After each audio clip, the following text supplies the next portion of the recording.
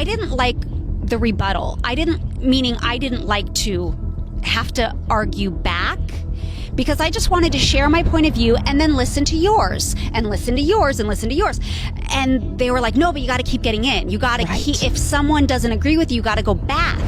And I was like, but I don't like to argue. So it was really challenging, but I did as much prep work as I could. Felt like I was in college or in high school or whatever. Yeah. So when I knew the decided on topics, and politics is not my strong suit, or at least it wasn't then. I know a whole lot more about politics now, but I was really learning politics while I was doing that show, because we just weren't a family that ever talked about politics at home.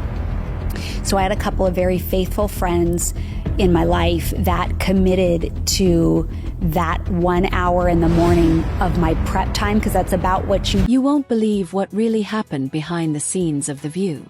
The daytime talk show is known for fiery clashes and viral meltdowns, but former co-host Candace Bure just dropped a bombshell about what really went down when the cameras stopped rolling.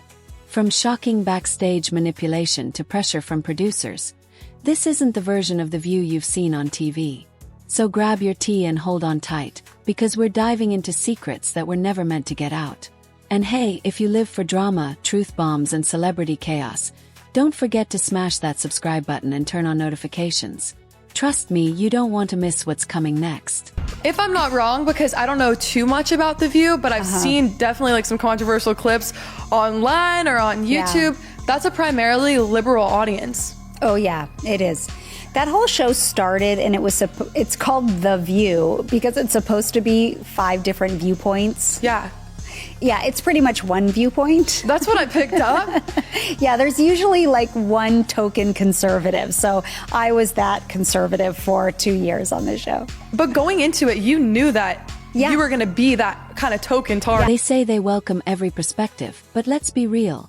Watching The View try to claim neutrality is like watching a circus pretend it's a courtroom. The so-called balance on that table. Total joke. Their conservative co-host might as well be a cardboard cutout trotted out for appearances, then promptly silenced the second she challenges the liberal love fest. And it's not even hidden. The eye rolls, the talking over, the performative outrage. It's so blatant, it's practically baked into the show's DNA. At one point, whispers started swirling that the producers were scouting a pro-Trump voice post-election. But let's be honest, who in their right mind would walk into that lion's den, especially with how aggressively they've trashed the president-elect at every turn? So what made you accept that job? Allie, I tried to turn that job down. Are you serious? Multiple times. That's so funny. Yeah. I know they talk so much politics on the show, and I'm not comfortable with that, so no. And then they came back and they were like, we're actually switching it. It's going to be more pop culture, more evergreen topics. We're not really going to talk about politics that much. And it was like, okay. And then I was like, well, I live in LA and I'm not moving to New York, so no. And they said, we'll fly you back and forth every week. We'll pay for the tickets every week. The biggest open door. They just kept upping the ante. Like everything I tried to say no to, they had a solution for it. That's when I eventually was like, okay, let's try this. And I said yes. And it was so scary to say yes. And it was a really hard show to do. But I'm really grateful that I did it. It grew me a lot. In 2015, The View was on life support. Ratings were slipping, especially with women, and the talk was crushing them in the daytime slot. But then came Trump's campaign, and the producers saw their golden ticket. They ditched the fluff and dove headfirst into political warfare. Trump became their favorite target, and the louder the takedowns, the higher the ratings soared. The outrage machine was born, and it worked. But they needed a fall guy. Enter the token conservative. Someone to throw into the fire for dramatic effect. That's where Candace Bure came in. And get this. Candace later revealed producers told her exactly how to stir drama for max impact. This wasn't just a talk show anymore. It was a scripted battleground. Oh, and if you're still watching without liking or subscribing, bold move. Fix that. I didn't like the rebuttal. I didn't like to have to argue back, because I just wanted to share my point of view and then listen to yours and listen to yours and listen to yours. And they were like, no, but you got to keep getting in. You got to keep, if someone doesn't agree with you, you got to go back. And I was like, but I don't like to argue. I just want to share. I want to share, present my opinion, and then leave it alone and take it for what it's worth. Throw it out, take it, or whatever. But I don't want to argue with you. That wasn't my style. So that part was difficult for me. That bombshell interview. It was with Jenny McCarthy. Yep, another ex-host who only lasted a season on The View. Handing Candace's take. Brutal. She basically exposed the producer's playbook. Fake the drama, act like it's fresh, and hope the viewers take the bait. But here's the kicker. The View was never supposed to be political at all. Debbie Matenopoulos, one of the original co-hosts, spilled the tea years ago. She said the show started as a casual chat. Your mom, your aunt, your grandma, all debating everyday stuff from different walks of life. No politics, no theatrics, just raw, real conversation. Fast forward to today. And it's a political battleground in full glam. Candace even shared how she had to prep like she was going into war. And honestly, that explains everything. What I really want to know is, you knew you were going on The View, that you were going to be the token conservative. Yeah. How did you prepare for each and every episode? Girl, I have never prepared like I have prepared for that show in my life, okay? So I would do hours and hours of homework every single night. You basically get a packet of about 80 topics the night before because they're all current events. They keep moving and changing, whatever happens in the news cycle.